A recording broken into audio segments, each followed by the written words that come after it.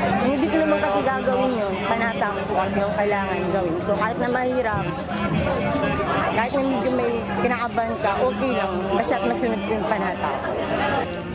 Nomine Patris et Filii et Spiritus Sancti. Masasabi ba natin na yung gumagawa ng mga pagpepenitensya, makakabuti po ba sa kanila yon o mas makakasama pa pala? Huwag kayong magagalit mga kapatid. Dahil matindi po yun. You're just punishing your bodies, temple of the Holy Spirit. Isipin mo yun. Tapos, paparusahan mo. Jesus did it already. And deep in my heart, even as a Catholic priest, ito po ang tunay at talagang tumpak na salita ng Diyos. And I know that those who receive Jesus, you will be exempted from such a thing. And sabi nga ni Paul, even if I should give my body to be burned but have no love, I'm simply nothing at all. So, naku mo, gumising na po tayo mga kababayan at talagang the time now, this is now the scripture time, 21st century. Let's go back to the Word of God. Miserere divisis peccatis nostris, perducat nos ad vitam et nostris, perducat nos ad vitam aeternam. Amen. Patris et Filii et Spiritus Sancti. Amen. Dominus vobiscum. Samantala, ang senakulo ay uri ng pangkwaresmang pagtatanghal o dula kung saan ang mga namamanata ay nagsisipagganap sa mga karakter ng pasyon ni Jesus.